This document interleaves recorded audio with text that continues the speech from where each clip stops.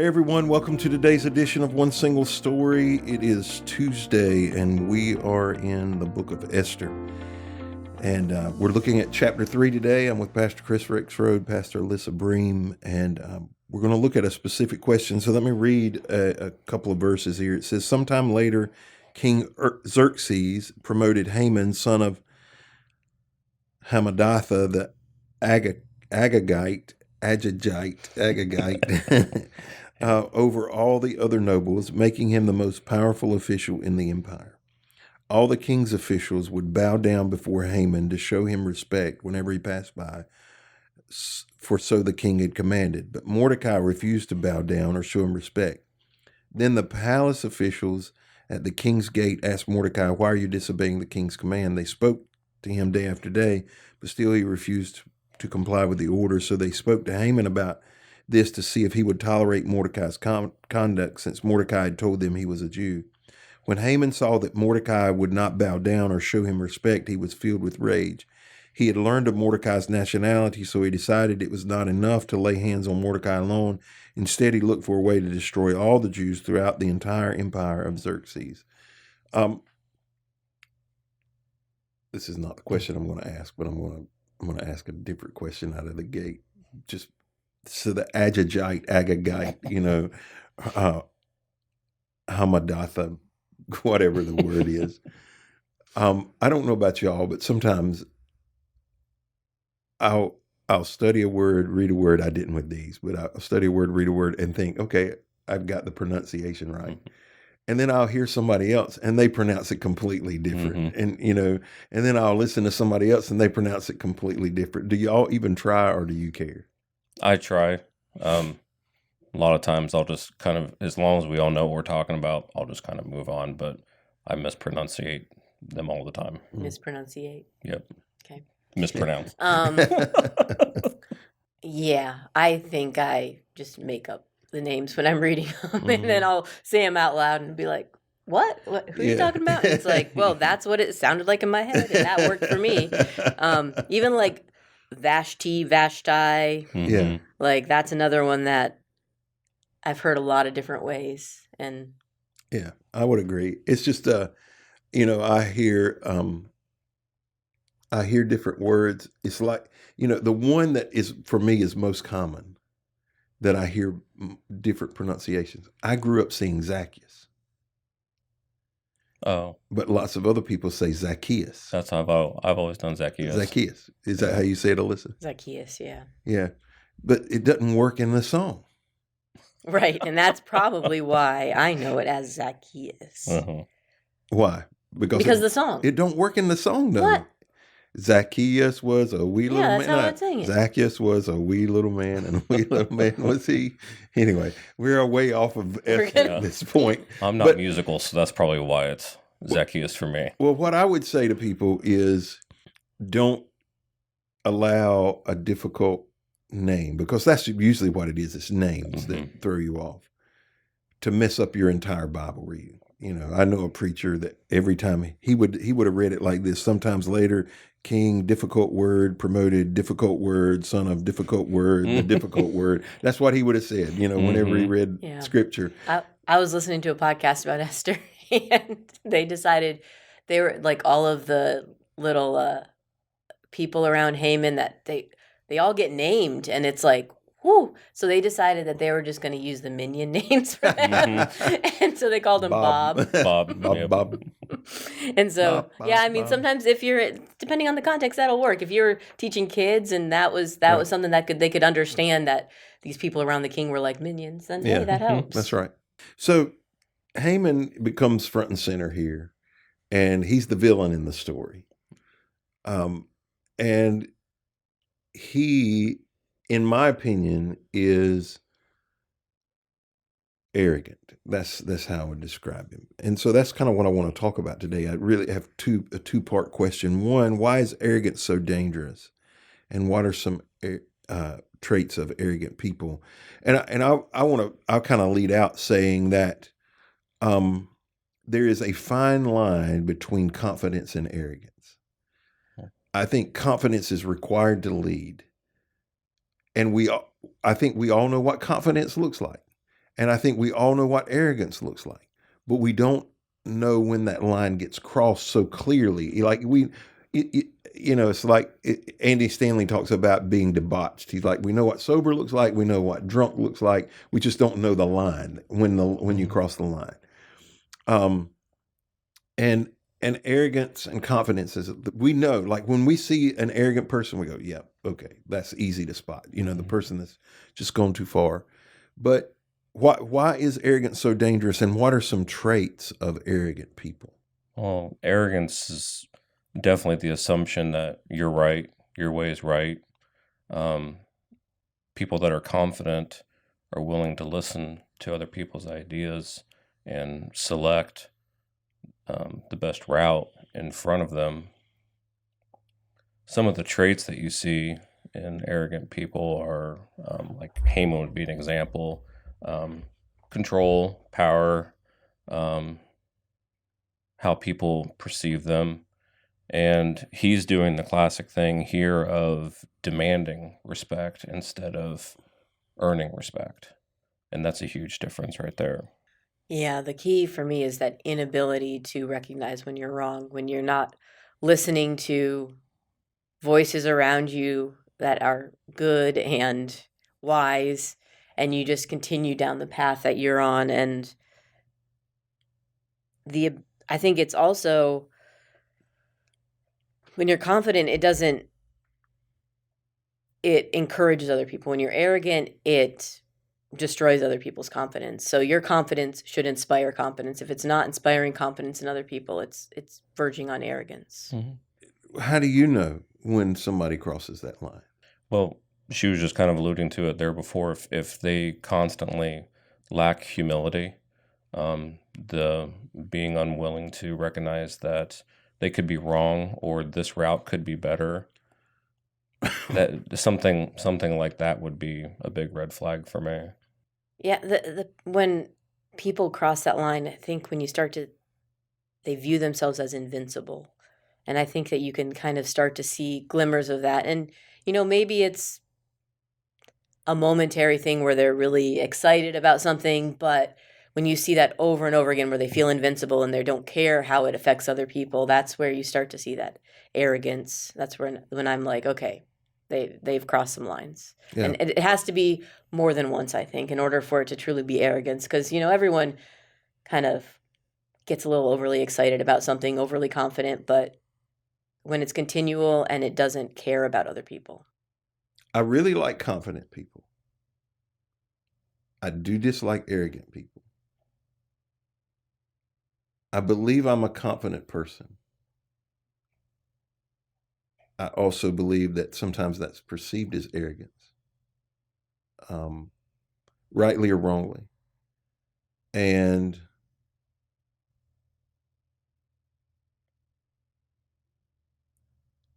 I want to believe like I'm aware. I want to believe I'm aware most of the time.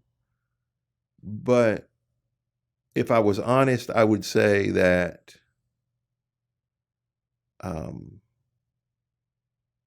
this is a place I probably have to be careful. Like I have to make sure that there are people around that will strive to keep me in check. That's a big thing right there that arrogant people won't have. They won't have people around to keep them in check, and that's a good thing. I do believe there are people around me that will speak up. I believe there are. But I don't believe, and let's kind of talk about this. I don't believe that people typically start out with just yes people around them. I do think there are people who give them corrective advice, but eventually they go silent. Does that make sense? The momentum becomes such, so like I've seen some churches, some of them have been public, where I had to believe that there were people in that circle who thought this is a train wreck, but they had gone silent. There may have been a day that they spoke up, but they had stopped speaking. They had stopped pointing out. And part of the reason was like they were dependent on it. They were it had become such a machine that, you know, I think about particularly in these mega ministries where so much money was floating around, that, all right, if I say something and this comes derailed, I'm suddenly not going to have a nice house and a nice car and a nice whatever, so you close your eyes and you stop speaking up. And Alyssa might, at least, and I'm okay to sit on the hot seat today. Alyssa might have more insight than you do because of the period of time. But how do you make sure that you speak up, even because so this is the thing that, like, this is the hardest part for me. I can shut you down. And it's a terrible thing. Like, it's not something I'm proud of, but I can shut you down. And I have to work really hard because I will be passionate about whatever I'm talking about to bring that back so that I don't shut people down, because I think if you shut people down, then you lose that voice. Like, they're just not going to speak. So I don't know. I'll let y'all talk.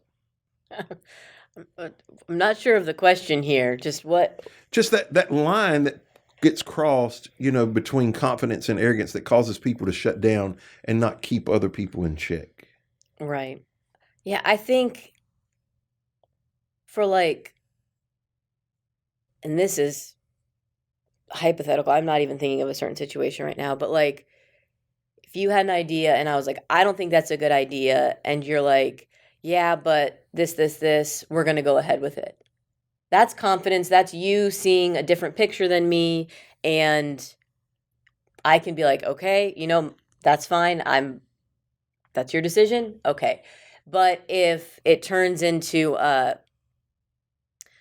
overly frustrated that I didn't agree with you and trying to convince me and then saying we're doing this anyway and going maybe above my head with certain things, and like, that's where it can kind of really start to like be like, next time it doesn't matter. I'm just going to be like, yeah, let's do it, because then I'm not going to get torn down and frustrated and just kind of deal with whatever the bad decision is. I think that's the difference between the confidence of a leader saying no and a arrogant leader who is fearful that somebody might have a better idea than them, pushing people down. And it could come end in the same way, with the same idea being finished at the end, but the way it got there was different. I think one of the flaws that I see lots of leaders have is they believe they have to have the best idea. And sometimes I do have the best idea. I mean, I do. Sometimes I do. Sometimes I don't, And I think there are times you defer to me. I think you and I haven't worked together long enough but I think there are times you defer to me. I think there are times I defer to you, whatever you think is best, let's do it. There are other times, the way you expressed it, I think is a good way to describe it. It's a place I don't think I am. Like, I don't think, like, I'm just mad because you disagree with me and I'm just going to, try to hurt you. I try not to be that person, but I will, like, argue about an idea. Like, Yep. I think a lot of that boils down to knowing the person, knowing how they generally treat you, what the subject is in the situation, and how you choose to discuss it during and after. I think the way that the person feels treated by you and how you're valued by them will offer up a lot of grace if it ever does become heated. Kind of like, no, I really want it to be like this. Then, like Alyssa was saying, you can kind of move forward with it. But not knowing the person well enough and not having enough relationship with them can easily turn it into something very negative. And I think arrogance is a lot of time based in fear that they're going to be overruled, that they aren't the smartest person in the room, and they're not okay with that. Right. Yeah. And if you're confident enough to be like, you know what, I'm not the smartest person in the room in every subject, and you're okay with that, that takes away a lot of what arrogance would be. Yeah, and I would agree with that. I think I think it's the flaw of insecurity is the number one flaw in the ministry in general, especially in people in my role, whether they're the single senior person or they're got multiple staff. It is that insecurity that people are not going to view them as the leader if they don't know everything, aren't involved in everything, don't have the best idea in the room, and there's 100% chance I don't always have the best idea. There's 100% chance of that. There are things, that I know stuff about, like I know, I don't want to say I know very little. I know very little about things like children's ministry, student ministry. Those aren't my forte. I have some music knowledge. I have interest in the things that Alyssa does. But I'm still not an expert in those places. And we make the mistake, or pastors make the mistake, or leaders in general make the mistake of believing that they have to be viewed, you use the word, as the smartest person in the room. It's got to be my idea. It's got to be my way, Elon Musk comes to mind with what he did at Twitter, where he just like blew it up. Yeah. Like he just like walked in and changed everything, thought he knew better, and like fired it. Like, I mean, just that arrogance of walking into a different realm than he'd been working in. And yeah, and I just read an article about so the Charlotte Hornets are Michael Jordan's in talks to sell the Hornets, and they were talking about like the new owners will come in and change. There's 100% chance they're going to come in and change things drastically, but history tells us that's a bad idea. Mm-hmm. They want to put their mark on it, but that's a bad idea, and often they put themselves in a place where it's nearly impossible for them to recover. One of the things that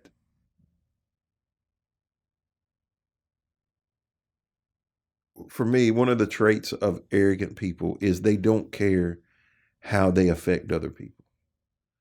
Yeah.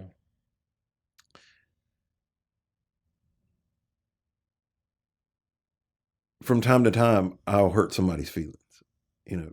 I try not to make it a regular thing. And there probably are times I'm completely oblivious to it, But if I'm aware of it, like I want to go try and talk through it. Okay, hey, I think, you probably felt whatever in this particular conversation. Arrogant people don't do that. Like, not in my experience. I don't know. Maybe y'all have a different experience, but typically they want to dress. They don't really care how you feel. No, their attitude would be just, get over it. Right. Yeah.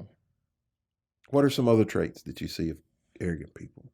We've kind of talked about it, but self-centeredness. It's all revolving around them. I mean, that would be a big one. They typically don't have close friendships. They have people that can probably get them what they want, but not deep, meaningful relationships, and probably a struggling marriage if they're married. I go back to that fear, that it's all based in fear, and it's a pseudo confidence that they have. Have y'all ever had to work with people that you felt were not confident but arrogant? Mm-hmm. And what was your experience? How was your experience in that job? Usually I would try to only work with them when I had to. Mm. And then just try to keep things peaceful in the process. And if things needed to be discussed and come to a head, just to handle it carefully to not ignite anything. Yeah, I just tend to clash with those people because my earlier days I had less of a filter, and so I just, yeah, it was not pleasant, and you just kind of get put on the outside because if they have their cronies that will always say yes to them, then you're just kind of on the outside and get whatever tasks they don't want and whatever. You get no authority or responsibility. You Right. just, you're told what to do. It's been a good conversation. Hope you'll join us again tomorrow on One Single Story as we look at Esther chapter 4.